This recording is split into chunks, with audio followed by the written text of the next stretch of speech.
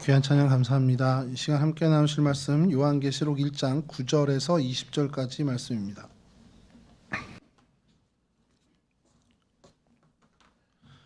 요한계시록 1장 9절에서 20절까지 말씀 저랑 한 절씩 교독하도록 하겠습니다. 나 요한은 너희 형제요 예수의 환난과 나라와 참음에 동참하는 자라 하나님의 말씀과 예수를 증언하였으므로 말미암아 밤모라 하는 섬에 있었더니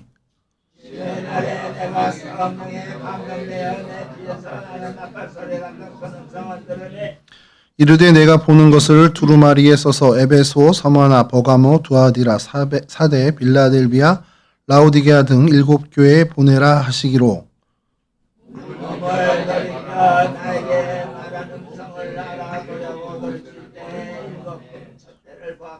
촛대 사이에 인자 같은 이가 발에 끌리는 옷을 입고 가슴에 금띠를 띠고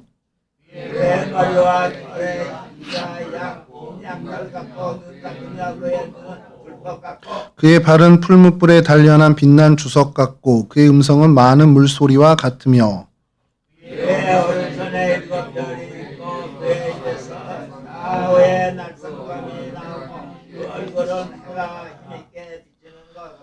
내가 볼 때에 그의 발 앞에 엎드려져 죽은 자 같이 되매 그가 오른손을 내게 얹고 이르시되 두려워하지 말라 나는 처음이요 마지막이니 살아있는 자라 내가 전에 죽었노라 걸쳐다 이제 세세토록 살아있어 사망과 음부의 열쇠를 가졌노라 너니 그러므로 네가 본 것과 지금 있는 일과 장차 될 일을 기록하라.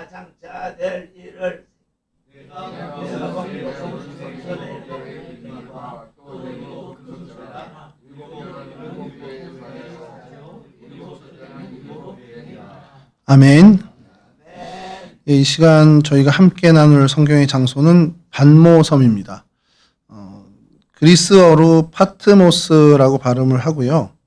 이게 뜻을 좀 찾아보려고 했는데 뜻은 없습니다. 이게 이제 정확하게 없다가 이제 정확한 신학자들의 이야기고요.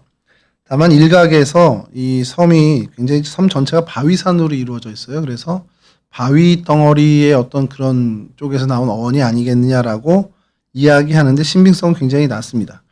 학자들이 추정하는 것은 그리스 시대 이전, 그러니까 로마 그리스 이전에부터 이곳에 살던 원주민들이 부르던 이름이 파트모스였기에 그것을 이제 그리스어로 음차하다가 보니까 그냥 파트모스에서 이제 반모섬으로 불린 것이라고 얘기하는, 그렇게 주장하는 것이 가장 설득력이 있습니다. 현재는 그리스령입니다. 그러니까 그리스 땅이에요. 그리스 땅인데 지도를 좀 보시면 왜 그리스 땅인 걸 저렇게 뭐 별거 아닌 것 이렇게 얘기를 하나 그렇게 하실 텐데요. 보시면 이제 지중해 지도입니다. 지중해 지도고 여기 이제 튀르키예고요. 그리고 여기가 그리스입니다. 튀르키예에서 뭐 50km 내지 60km 정도 그 해안에서요. 직선거리로 그 정도밖에 안 떨어져 있는 아예 그냥 튀르키예에 거의 붙어 있는 섬이라고 보시면 됩니다. 그리고 이 지역에요. 뭐 지도로도 살짝 보이지만 섬이 굉장히 많습니다. 굉장히 많은 섬들이 있는데 이 섬들이 거의 다가 그리스 거예요. 좀 상식적으로는 좀 이해가 안 되는 부분이기도 합니다. 그래서 좀 찾아보게 되니까 이게 1923년에 1차 세계대전이 끝나고 로잔 회의가 있었는데 그때 이제 오스만 제국이 정식으로 이제 해체가 되는 겁니다. 그래서 이 튀르키예의 전신이었던 오스만 제국이 해체되면서 여기 원래는 오스만 제국의 땅이었는데 섬들이었는데 그게 다 이제 그리스에게 예속이 됩니다. 그래서 오늘날까지도 이곳이 그리스 땅이 되는 거죠. 근데 그럴 수밖에 없는 게 사실 원래 자리를 찾아갔다고 이제 학자들, 역사학자들은 얘기하는 게 오스만 제국이 이제 강성해지면서 이 섬들을 차지한 거지 이쪽에 살던 사람들은 거의 다가 그리스 사람이었다라는 거예요. 그러니까 그리스가 여러 도시 국가였잖아요. 그러다 보니까 그 사람들이 원래 살고 있었고 이제 오스만 제국에 점령을 당했었다가 오랜 시간이 지났지만 1923년에 다시금 원래 자리를 되찾았다라고 하는 것이 역사학자들의 평가입니다. 이 섬은 거의 이제 바위로 되어 있습니다. 그리고 해안선이 좀 굴곡이 많은데요. 뭐 제가 이렇게 설명을 해드려 봐야 소용없는 것이 가까이 간 지도를 보시면 더 빠를 테니까요. 다음 지도 보여주시면 그리스 그리고 여기가 튀르키예고요. 위치는 이 정도 있습니다. 그러니까 거의 뭐 튀르키예에 붙어 있다라고 보시면 되는데, 이 다음 사진 보여주시면 좀 섬을 조금 확대해서 이 주변에 섬들이 굉장히 많습니다. 그래서 아주 가까이 있는 요 몇 개를 제외하고는 거의 다가 그리스형이라고 보시면 됩니다. 그리고 다음 사진을 다음 지도죠. 보시면 좋은 것이 여기가 이제 반모섬이고요. 그다음에 여기 이제 점 찍어 놓은 게 이제 전에 저희가 이 자리에서 한번 살폈던 이 소아시아 지역에 있는 교회들의 위치들입니다. 이즈미르는 이제 여기가 서머나 교회입니다. 서머나 교회이고 여기가 에베소 교회고요. 이게 밀레도입니다. 밀레도 이제 사도 바울의 그 역사가 있었던 밀레도고, 그다음에 저 위에가 버가모, 그다음에 두아디라, 사대 교회에 있었던 자리, 그리고 빌라델비아. 이렇게 요 점 찍은 쪽이 거의 다 이제 그 소아시아 교회들이 이쪽 해안변 쪽으로 몰려 있고요. 그리고 오늘 주인공인 반모섬은 그거가 거의 가까운 거리에 있습니다. 사실 밀레도는 사도 요한하고는 그렇게 큰 관계는 없는데, 이 에베소 같은 경우는 거의 뭐 사도 요한과 아주 밀접한 관계가 있는 교회이고, 그러다 보니까 이 에베소에서 이 반모섬까지의 거리, 요걸 보면서 좀 생각을 좀 해볼 필요가 있다라는 거죠. 전승에 하면 뭐 다 잘 아시겠지만 사도 요한이 이 에베소 교회의 뭐 주교라고 표현하기 좀 그런데 하여튼 지도자였습니다. 그 첫 지도자라고 이제 보시면 될 정도로 그런 지도자였고, 에베소 교회에 대한 애착이 굉장히 많았던 사도 요한이었습니다. 그리고 초대 교부들의 전승을 보면 이 반모섬에서 유배가 끝나고 바로 또 에베소 교회로 가고, 또 사실 반모섬에 오기 전에도 에베소 교회의 그 사람들을 어떻게 보면 돌보다가 또 이렇게 반모섬으로 유배되게 됐다라는 것을 전승에서 좀 찾아보게 되죠.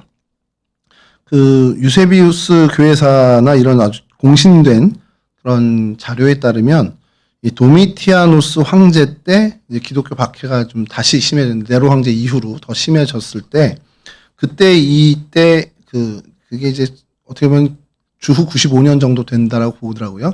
그때 이제 사도 요한이 이 반모섬으로 유배를 온 것으로 역사는 그렇게 기록이 되어 있습니다. 근데 이 유배라는 것, 이 유배 단순히 우리 조선시대 때 귀양 보내는 정도가 아니고요. 이곳에 가서 이제 노동력을 착취당합니다.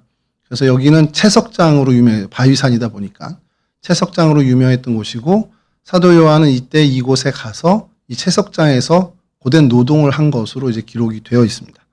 그러니까 이제 사형이 되어야 되는데, 그러기에는 좀 영향력이 있는 인물이다 보니까 그 바로 다음 징계가 되는 유배령을 내려서 반모섬으로 보내고요. 기록에 의하면 8개월이라고, 짧게는 8개월이라고 보는 경우도 있고, 뭐 18개월 이상으로 보는 경우도 있는데, 대략 그 정도의 기간 동안 이 반모섬에서 유배 활동을 이제 당하게 됩니다.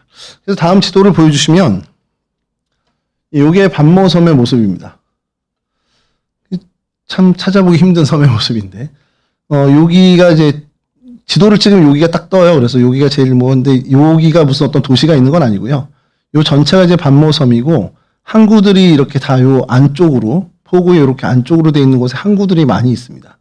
그래서 그 항구 중심으로 사람들이 이제 거주하게 되고, 오늘날에도 이렇게 좀 있는데, 오늘날에는 여기에 수입원이 거의 다가 이제 성지순례 오는 분들의 수입원으로 그렇게 좀 경제가 돌아가고 있다라고 해요. 이곳에서 요한은 우리가 잘 알고 있는 요한계시록을 기록하게 됩니다. 근데 요게요, 성경에는 언급은 안 돼 있습니다만 사도 요한이 직접 썼느냐, 요게 이제 논란이 초대 교부 때 있었어요. 근데 이게 그래도 다른 우리 신약의 27권 중에 가장 최신판이잖아요. 그러니까 가장 늦게 기록이 된. 그러다 보니까 초대교회 교부들 또 초대교회 지도자들이 요 사항에 대해서 기억하고 있는 경우가 많았던 겁니다. 그러니까 그 자료들이 그래도 이제 다른 기록들, 마태복음이라든지 어떤 초기에 있었던 뭐 마가복음이라든지 이런 뭐 아예 사도 바울처럼 아예 그 저자가 명확하지 않고는 그런 기록에 대한 것보다 훨씬 더 목격자들이 많았던 거죠. 그리고 그것이 이제 기록이 됐고요. 전승이나 기록에 의하면 이 요한계시록은 이 필사를 한 사람, 그 기록을 한 사람이 따로 있습니다. 그러니까 사도 요한이 이야기하면 받아 적는 거죠. 받아 적는 사람이 있는데, 제가 신학교 다닐 때 열심히 공부를 했어야 되는데 그냥 교수님들 하는 얘기 그냥 지나가는 걸로 이렇게 겉듣다 보니까 얼핏 들었던 것 같아요. 아, 그래, 맞아. 대피를 누가 했었다 그랬지. 뭐 사도 바울의 그 서신을 뭐 이렇게 대피를 했던 것처럼 여기도 요한계시록도 그 기억이 이제 나는 거예요. 그래서 이제 찾아봤는데 그때의 기억이 그때 열심히 공부했으면 딱 정확히 할 텐데 아, 맞아. 외경의 요한행전인가에 있었던 걸로 제가 기억을 한 거예요. 그래서 열심히 찾았습니다. 제 책상에 이렇게 외경책이 2개가 있어요. 이렇게 구약하고 신약 이렇게 빨간색, 파란색이 있는데 열심히 뒤졌습니다. 한 일주일을 계속 찾고 오늘까지도 찾다가 도저히 없는 거예요. 요한행전에 아무리 찾아도 없는 겁니다. 그래서 반쯤 포기를 하고 이제 인터넷으로 또 검색을 하고 막 했더니 다행히 영문 자료가 하나 나왔습니다. 근데 제가 영어를 잘 못하잖아요. 그래서 이거 어떻게 할까 고민하다가 그 브라우저에 한국어 번역 기능이 있습니다. 그래서 번역을 했더니 이제 한국말로 너무 친절하게 쫙 나오더라고요. 근데 안타까운 건 웹페이지면 한국어가 번역이 잘 되는데 이게 PDF를 스캔한 자료니까 이게 번역이 안 되고 그 부분만 영어로 쫙 돼 있는 거예요. 그래서 제가 어떻게 하겠습니까? 도와줘 GPT. 그러고서 그 PDF 파일을 올렸더니 얘가 한 페이지 정성스럽게 번역을 하는데 너무 느린 거예요. 저는 무료 버전을 쓰고 있으니까. 그래서 겨우겨우 찾아냈는데 거기에 그 브로고로의 요한행전이란 책이 있습니다. 브로고로 혹시 기억하십니까? 뭐 헬라 말로는 프로코로스, 프로코로우스 이렇게 발음을 하는데 여러분 사도행전에 7사람, 우리 흔히 7집사라고 하는 스데반을 포함한 그 사람들의 명단이 나오잖아요. 거기에 브로고로라고 등장을 합니다. 꼭 찾아보십시오. 그 브로고로가 이 기록에 의하면, 초대교회 자료죠. 기록에 의하면 사도 요한을 따라다닙니다. 따라다니면서 에베소 교회에서도 계속 어떻게 보면 수종을 들고 하는데 반모섬으로 유배를 갈 때도 사도 요한을 혼자 보낼 수 없다 해서 본인이 따라가요. 따라가서 그곳에서 같이 기거를 하는 동안 요한이 환상을 보고 하나님 나라의 그 주님이 주신 계시를 이야기할 때 그것을 바로 옆에서 기록을 하는 그런 장면을 본인이 기록을 했습니다. 이게 외경에 있어요. 근데 이 외경이 우리가 흔히 알고 있는 카톨릭 경전에 있는 그 외경처럼 이렇게 어떻게 보면 좀 더 그 외경 중에서 좀 더 공신력 있는 외경 쪽에 속하지 않고 기록 시기가 좀 많이 뒤에 있습니다. 그러니까 주후 한 500년 전이니까 너무 뒤죠. 이제 초기 기독교하고 너무 차이나요. 그러니까 약간 역사적인 교황청이나 이런 곳에서 약간 의도를 갖고 편집을 한, 그러니까 그때 기록된 건 아니지만 그때 편찬을 하게 된 그런 기록이 된 브로고로의 요한행전이라는 책이 있습니다. 자료도 굉장히 양도 되게 많고요. 근데 이제 그걸 근거로 한 것이 초대 교부들의 기록들을 가지고 와서 여러 이제 찢겨져 있는 그 편찬 그 자료들을 어떻게 보면 쪽자료죠. 쪽자료들을 모아서 편찬한 게 500년인 거지 그때 500년에 뭐 새롭게 만든 건 아닙니다. 그래서 그 기록은 공신력이 좀 있고요. 오히려 요한행전이라고 경전에 돼 있는 거는 그 영지주의적인 그 성향이 좀 들어있는 그 요한행전이다 보니까 그러니까 내용이 어떤 거냐면 요한이 예수님, 부활하신 예수님을 만났는데 이렇게 만졌는데 안 만져지는 거예요. 이제 그런 내용들이 좀 들어있습니다. 그러니까 이 영지주의적인 요소가 많이 들어있다고 해서 이제 약간은 교황청이나 이런 초대교회에서 금기한 책이 된 것이 요한행전입니다. 실제 요한행전은 그런 정도 위치예요. 왜냐하면 거기에는 결혼하는 거나 이런 것들 굉장히 부정적으로 그 기술을 해놓고 있습니다. 요번에 다시 보게 되면서 다시 확인을 했죠. 그래서 그런 요한행전은 그 영지주의적인 거라 외경이지만 사실 외경보다는 좀 더 위경으로 이제 치는 경우가 더 많고요. 교회사 쪽으로는. 근데 이 브로고로의 요한행전은 좀 다르게 그 후대에 편찬이 됐지만 더 공신력을 갖는 자료로 기독교회사에서는 이야기합니다.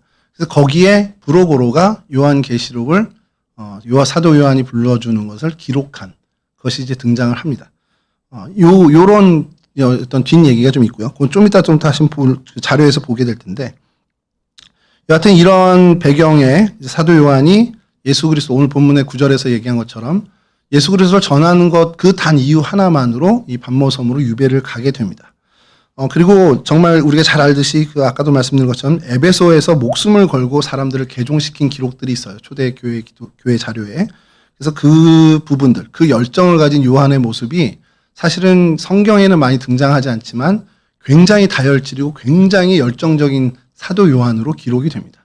근데 그걸 저희들이 좀 유추할 수 있는 것이 요한의 원래 별명이 뭐였습니까? 예수님께서 요한과 야고보에게 지어준 별명이 보아너게 들어보셨나요? 신앙생활 이쯤 하셨으면 좀 들어보셨을 텐데. 예, 우르의 아들이라는 뜻을 갖고 있습니다. 그러니까 야고보와 요한이요, 베드로 못지않은 다혈질이었던 사람인 거예요. 열정가였고요. 그러니까 사실 금을 깁는 그 상황에서 아버지랑 배 다 던져주고 예수님 따를 만큼 그런 단호함도 있었던 사람들인 거죠. 그 모습이 성경에는 주님의 사랑하는 제자 요한으로는 그렇게 많이 드러나지 않는데 그 모습이 초대교회의 사료에는 굉장히 많이 드러납니다. 그래서 에베소 교회에 대한 기록을 보면 목숨을 내걸고 사람들을 개종시키는 그런 열정적인 투사의 모습이 기록되어 있고 사실 그 모습 때문에 이 반모섬으로 유배를 가게 된 것이 사도 요한이었습니다. 이게 이제 어떤 좀 어떤 배경이 되는 거고요. 그때 당시 로마 제국의 기록들을 보면 그리스도인들을 뭐 꾸준히 박해합니다. 꾸준히 박해하는데 이제 네로 때 로마 화제를 또 그리스도인들에게 돌리면서 대박해를 하죠. 그 대박해가 주 64년인데 그게 사실은 정점에 있지만 그 이후에도 도미티아누스는 뭐 그에 못지않은 박해를 합니다. 그리고 그때의 반모섬으로 유배가 됐죠. 대개 이제 기록하는 교회사에 기록하는 분들은 굵직굵직한 박해 사건 한 10번 정도로 보고 있습니다. 그 이제 막바지에 있는 것이 이 네로 황제의 박해와 도미티아누스의 황제의 박해로 이제 기록을 하고 있는데 그때에 어떻게 보면 박해의 끝물이죠. 그때에 이제 이 정치적인 유배지로 이 반모섬을 오게 됩니다. 말씀드린 것처럼 에베소에서 그리고 또 밀레도 그쪽에서 약 한 뭐 30 짧게는 30에서 뭐 60km 정도 거리를 이제 보고 있고요. 면적은 1,000만 평 정도, 34제곱미터 정도로 보고 있는데 1,000만 평 정도로 우리로 하면 그 정도 되는 땅입니다. 그러니까 그렇게 큰 섬은 아니에요. 큰 섬은 아니고 또 여기에 좀 재미난 것이 이 섬에 제일 높은 봉우리가 있는데 그 봉우리 이름이 해발 한 280m 되는데요. 그 봉우리 이름이 우리말로 번역하면 선지자 엘리야봉입니다. 되게 재미있죠. 근데 이게 저도 이 성경 지명을 하면서 좀 알게 된 짜투리 지식이긴 한데 이 기독교인들 당시 이제 이 소아시아 지역의 기독교인들이요 엘리야 기념교회를 군데군데 엄청 많이 세웁니다. 갈멜산만 있는 게 아니고요. 키프로스 섬에도 엘리야 기념교회가 있고 오늘 여기도 엘리야 기념교회가 있습니다. 왜 그런가 그랬더니 이 그 지역의 제일 높은 곳에 교회를 지으면 그 교회를 엘리야 기념교회로 짓는 경우가 많아요. 그 초기 기독교인들이 많이 그랬습니다. 그 이유가 뭔가 생각해 보면 엘리야가 이제 승천을 하잖아요. 바람 타고 이렇게 올라간다고 우리 찬송가도 부르는데 아마 그런 의도에서 하늘에 가까운 그곳에 엘리야의 이름을 기념하는 어떤 그런 문화가 당시 기독교 안에 문화가 있었던 것으로 이제 보고 있습니다.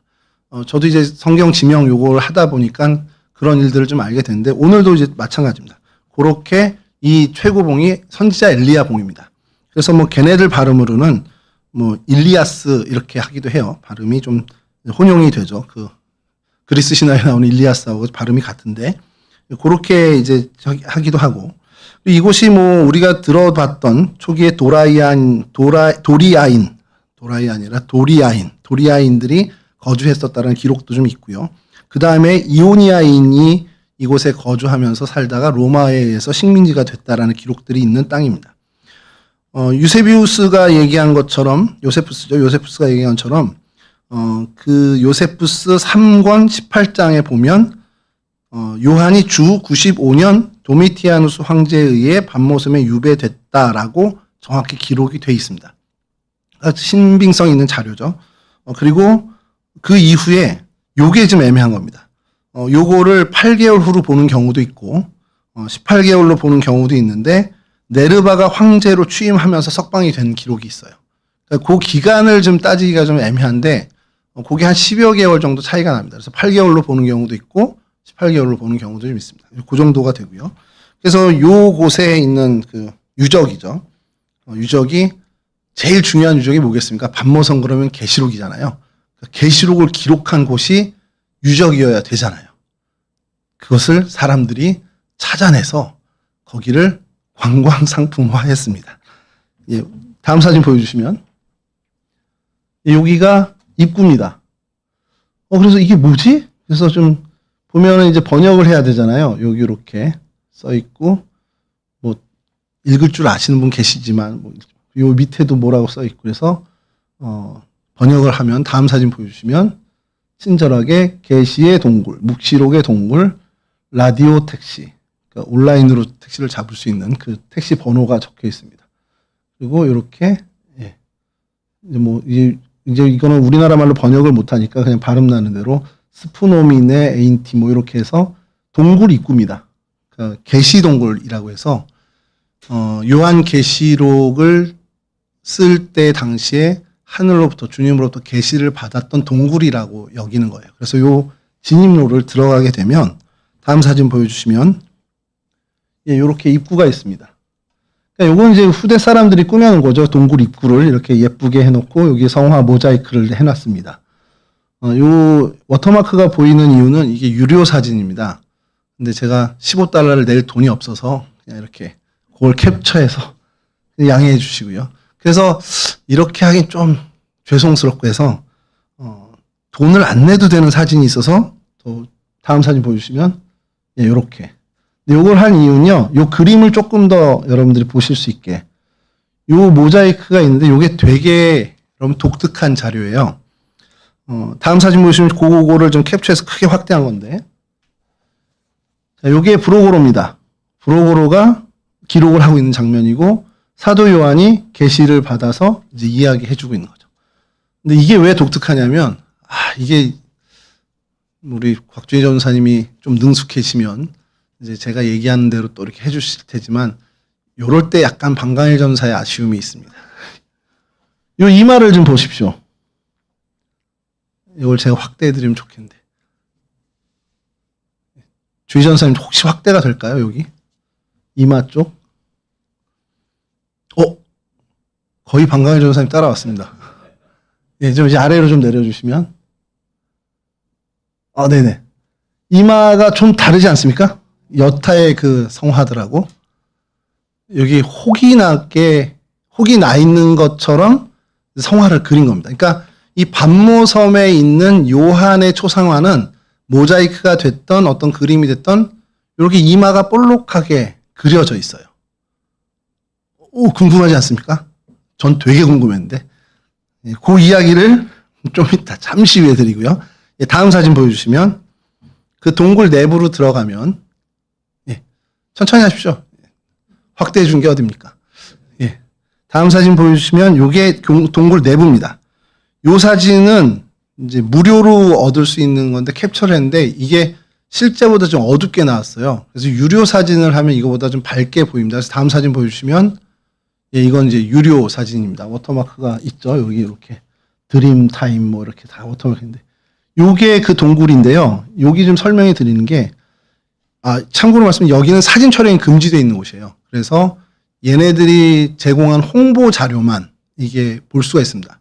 그래서 직접 가서 눈으로 보고 만져볼 수도 있다고 하는데 사진을 못 찍는다고 합니다. 모르겠습니다. 그렇게 기록이 돼 있어요. 저는 안 가봐서 모르겠는데 뭐 안 되는 게 어디 있겠습니까? 가서 찍은 사람이 있겠죠. 제가 못 찾은 거겠지. 여기가 뭐라고 그러죠? 펜스라고 해야 되나요? 펜스 쳐져 있는 요 안쪽이 요한이 서서 계시를 받은 곳이라는 거예요. 그래서 그가 서서 짚은 한 1m 정도 높이에 손을 짚고 서 있던 구멍이 한 2개가 있대요. 근데 얼마나 오래 서 있고 많이 섰으면 거기에 이제 구멍이 패였다는 겁니다. 그래서 거기를 지금도 잘 유지하고 있어서 거기 이제 그 조명을 이렇게 비추고 있다고 합니다. 거기가 이제 요한이 서 있던 자리고 요 천으로 덮인 요것이 필경대입니다. 책 하나 올려놨잖아요. 여기서 브로고로가 서서 말씀하는 걸 기록했다라는 거예요. 거기에 이렇게 딱 돼 있답니다. 그래서 이 사진을 좀 가까이서 찍는 걸 좀 찾아보려고 해도 결국에는 이제 여기서 이제 홍보 자료에서 하는 것은 사진 촬영 금지라고 돼 있고 아마 그래서 사람들이 올리지를 못하는 것 같은 생각이 좀 듭니다. 그래서 제일 가까이 그리고 가장 좀 밝게 돼 있는 사진이 요 정도라 이렇게 좀 준비를 했습니다. 여기는 천연 굴이고요. 그대로 굴이고, 요거 이제 후에 사람들이 이제 관광지로 만들면서 이제 보강을 한 곳이고, 요쪽이, 그러니까 요 정도가 실제로 그때 당시에 계시 동굴의 원형의 모습 정도라는 거죠. 그래서 여기서 굴에 들어가서 굴이 이렇게 하늘에 세 조각으로 갈라져 있대요. 그건 사진을 못 구했는데, 그래서 거기서 빛이 새어드는 뭐 그런 얘기를 하는데, 그 일을 통해서 계시를 받았다라는 것이 이제 전해지는 얘기입니다. 그래서 이곳에서 아까 말씀드린 왜 그 요한의 얼굴에 이마를 그렇게 했냐, 사방이 이제 굴이다 보니까 집구선 이마를 동굴에 대고서 기도를 했다라는 겁니다. 그게 이제 전해지는 기록의 얘기죠. 그러다 보니까 하도 이마를 대고서 기도를 해서 굳은 살이 베겨진 거예요. 그리고 그 전승이 있으니까 후대에 이 그림을 그리는 사람들은 다 이마에 굳은 살이 있었대. 그러면서 적어도 이 반모섬에서 그려지는 사도 요한의 초상화에는 이마를 다 저렇게 이제 굳은 살이 베겨지게끔 그린다라는 겁니다.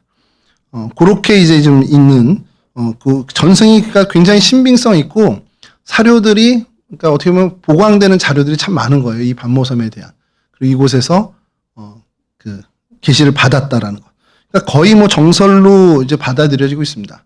적어도 이곳에서 진짜 받았는지 모르지만 브로고로와 요한이 이곳에 기거했다라는 것까지는 확실한 역사적인 사실이라고 이제 보통 보는 것이죠.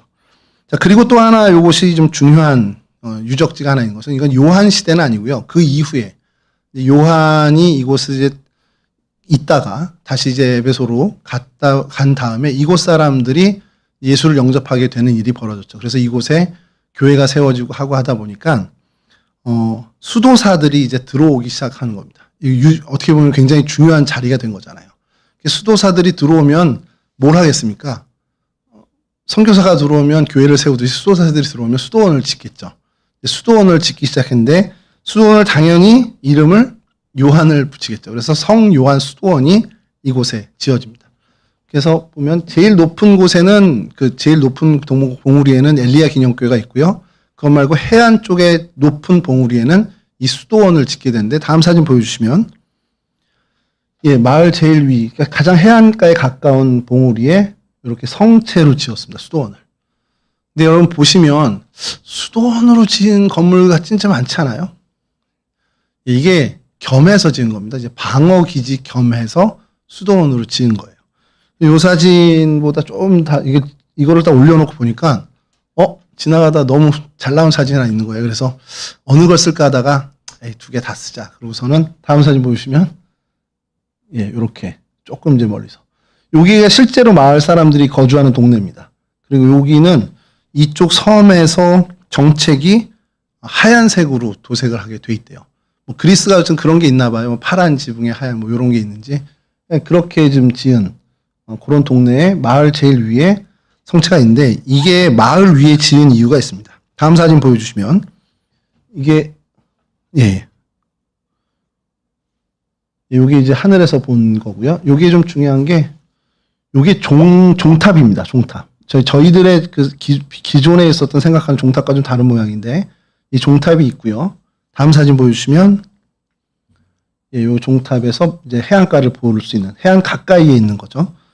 다음 사진 보여주시면 종탑 아래쪽에도 또 작은 종탑이 하나 있는데, 요거보다는 이제 저게 더 중요하긴 하죠. 근데 왜 종이 이렇게 많은가라는 거예요. 이게 사실 이제 성 크리스토둘로스라는 수도사가 와서 이것을 짓게 됐는데, 지으면서 이것이 자꾸 해적들이 들어오는 겁니다. 마을이 계속 유린당하고 하니까 지으면서 이제 안전가옥처럼 성체를 지은 거예요. 그래서 해적들이 쳐들어온다 그러면 종을 치는 겁니다. 마을 사람들이 종소리를 듣고 이 수도원 안으로, 이 성체 안으로 다 피신을 하는 거예요. 그래서 이제 방어하고 해적들이 물러가면 다시 마을 일상으로 돌아가고, 그러한 역사를 갖고 있습니다. 원래의 이름은 잘 기록이 안 돼 있는데, 이 크리스토둘로스라는 사람이 이제 크리스토와 둘로스, 그러니까 예수 그리스도와 둘로스, 종이라는 그런 이제 이름을 합친 그런 이름을 갖고 있었던 수도사가 1088년에 이곳에 와서 아르테미스 신전이 있던 그 자리에 신전을 부수고 이곳에 성 요한 수도원을 짓게 된 겁니다. 그리고 이곳에 많은 이제 기독교 유적들이 있죠. 그러니까 사도 요한이 기거했고 계시록을 받았다 하니까 얼마나 이런 표현이 좀 그렇지만 영험한 곳이겠습니까? 사람들의 사이에. 그러니까 많이들 이제 반모섬으로 오게 된 거예요. 초대교회에. 그러다 보니까 이제 뭐 교황청도 그렇고. 근데 이곳에 거주하던 사람들이 그 주후 500년 정도쯤이죠. 그때쯤에 마가복음 사본을 이제 손수 쓴 겁니다. 마가복음을 가지고 손수 이제 썼는데 그 글자를 순금으로 이렇게 그리고 은으로 해서 글자를 썼다는 거예요. 그리고 그것이 공개는 안 됐는데 기록이 이곳에서 발견됐다라는 게 있습니다. 그래서 어디에 소장하고 있는지 찾았는데 도무지 그건 못하고요. 찾지 못하고 여하튼 이때 이제 해상무역으로 큰 돈을 벌던 상인들이 이곳에 많이 있다 보니까 그런 어떤 요즘 아이들처럼 이제 플렉스를 한 거죠. 우리는 성경에 한번 플렉스 해볼래. 그래서 제대로 그 마가복음을 우리가 필사하는데 그러니까 금붓으로 필사한 것 같은 겁니다. 저희로 치면 이제 그런 식으로 있었던 소장돼 있다라는 거고요. 또 말씀드린 것처럼 이 성화, 이쪽 요한의 초상화는 독특한 의미를 갖고 있는 그런 의미를 갖고 있다는 겁니다. 그래서 이 요한 수도원이 비잔틴 제국의 원조를 받아서 이곳에서 가장 어떻게 보면 에게해 지역에서 가장 종교적인 중심지가 됐었던 그런 역사적인 어떤 발자취를 걸었었고 이후에 결국엔 해적에 의해서 무너져서 이곳에서 크리스토둘로스도 피신을 이제 육지로 피신을 하게 된 기록으로 이곳은 이제 마지막 그런 어떤 교회사의 기록으로 사라집니다. 그리고 오늘날에 와서 다시금 이제 그리스가 이제 점령하고 그러고 나서 옛날 자료들 사적지를 어떻게 보면 상품화해서 교회 이제 성지순례처럼 해서 관광 상품화를 해서 지금은 많은 마을 사람들이 그런 어떤 성지순례 이런 관광 상품으로 해서 경제 활동을 하고 있는 그런 현실입니다. 이 정도고요. 좀 여러 가지 많이 자료들을 찾았습니다. 뭐 사도 요한과 계시록의 기록에 대한 것들 그것도 굉장히 자료들이 많더라고요. 다행히.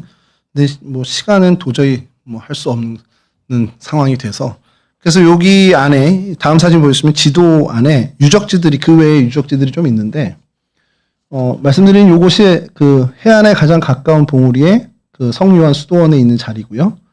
요쪽이 위에 빨간 점이 아까 계시동굴이고 그 바로 뒤에 신학교가 있습니다. 요한 신학교가 있는데 그리고 요곳이 이제 제일 높은 봉우리고 여기에 엘리야 기념교회가 있습니다.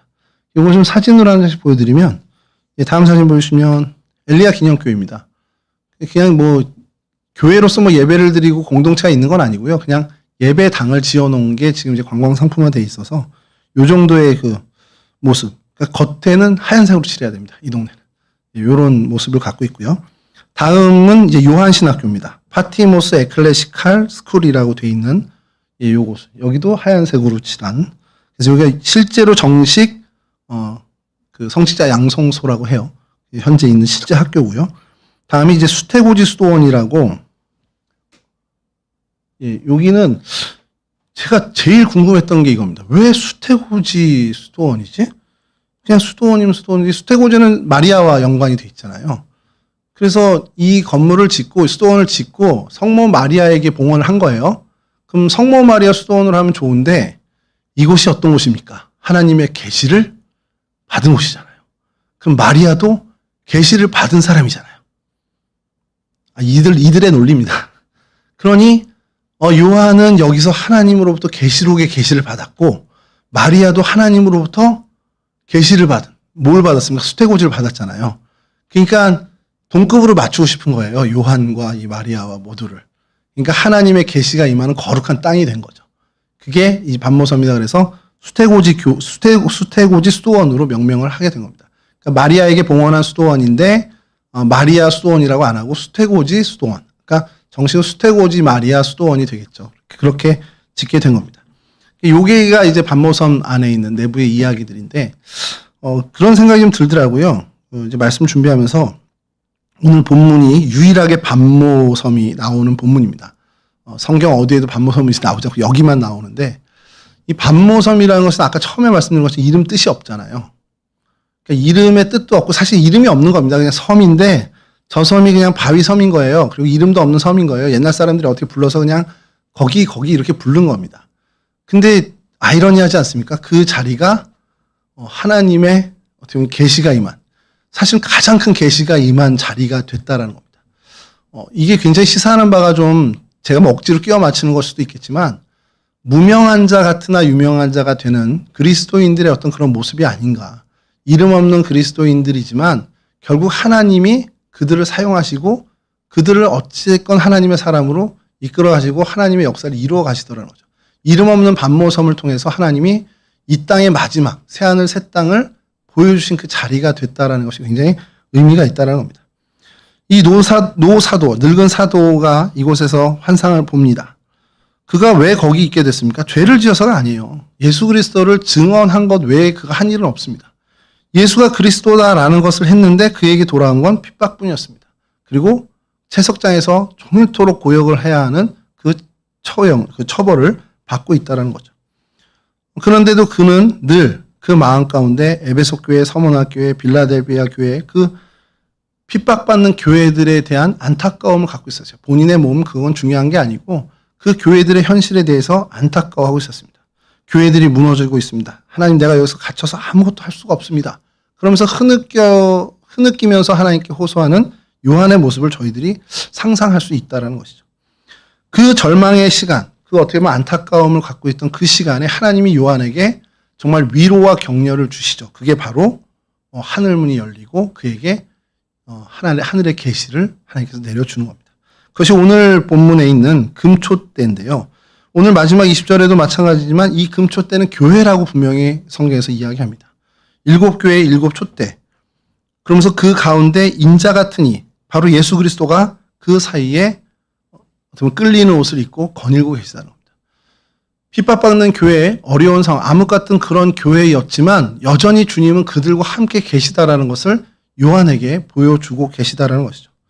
여러분, 이것을 보면서 저는 오늘 우리가 나눌 반모섬에서 있었던 사건은 이거 하나로 된다라는 생각이 든 겁니다. 어렵고 힘든 상황의 교회들, 정말 희망이 보이지 않는 교회들, 뭐 핍박의 시절은 아니지만 핍박이 못지않게 곤고함을 갖고 있는 이 땅의 교회들에 여전히 주님은 함께 계시다라는 겁니다.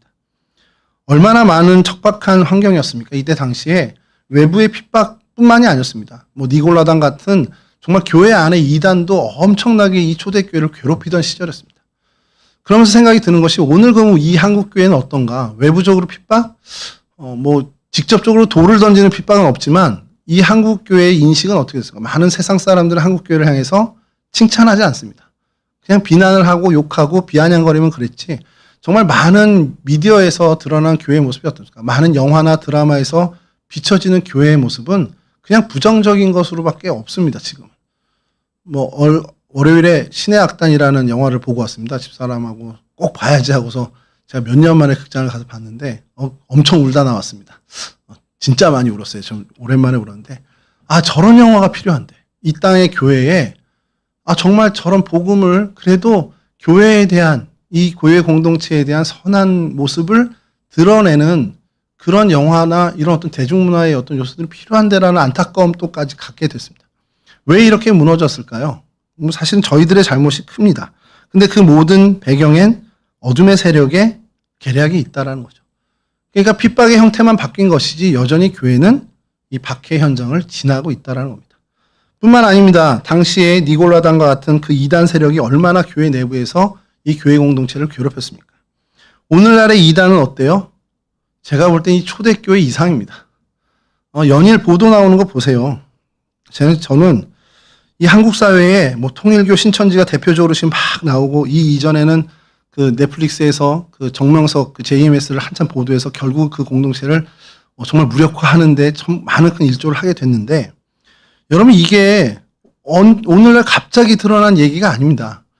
이단을 연구하고 이단에 대해서 경계의 목소리를 하시던 분들은 십수년 전부터 계속 이 얘기를 했어요. 정권과 맞닿아 있다. 정치권과 긴밀하게 돼 있다. 이 얘기를 수도 없이 들었습니다. 저도 많이 들었고요. 근데 그때는 아무도 귀 기울이지 않았습니다. 근데 드디어 이제 이 일이 만천하에 드러나게 됐죠.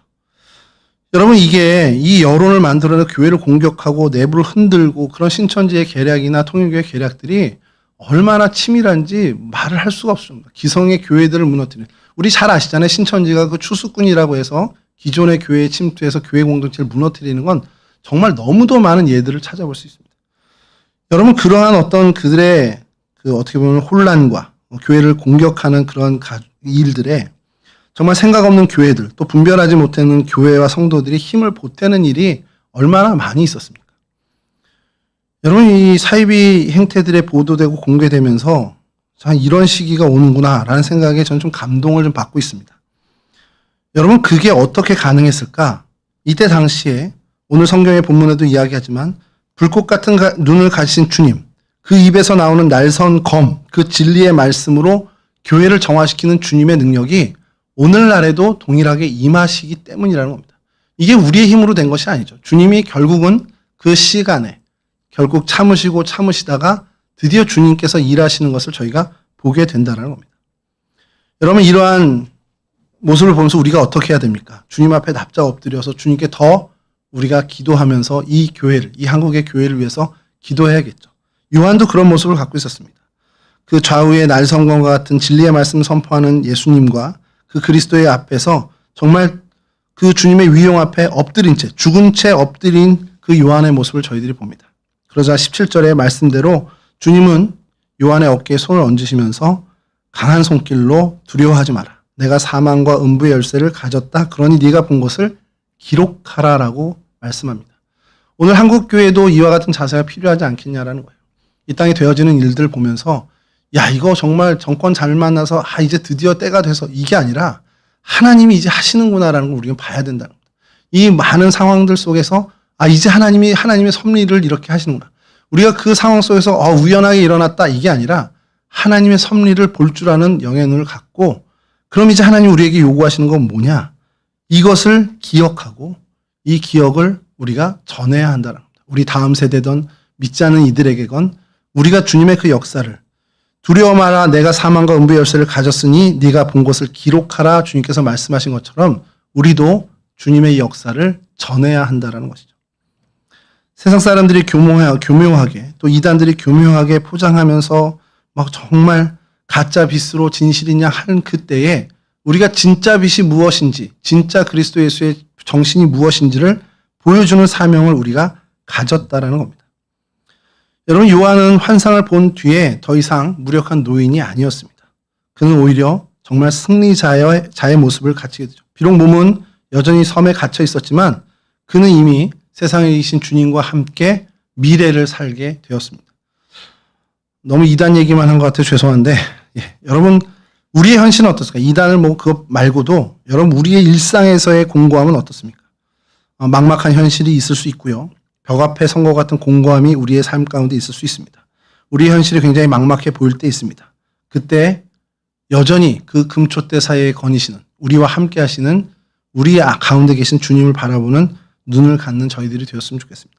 이와 같은 주님을 바르게 바라보는 눈으로 그래서 이 모든 세상의 역사와 상황 속에서 섭리하시는 하나님을 발견하는 눈을 갖고 그 주님을 증거하는 그 일에 최선을 다하는 저와 여러분들이 되었으면 좋겠습니다. 그런 우리에게 어깨에 손을 얹으시고 힘을 불어넣어 주시는 주님의 위로하심과 격려를 받는 그러한 거룩한 하나님의 백성들 다 되실 수 있기를 주님의 이름으로 간절히 축원합니다. 우리 잠깐 합심해서 기도하고요. 우리 찬송하고 주님 가르치는 기도 마칠 텐데요. 우리 잠깐 기도했으면 좋겠습니다.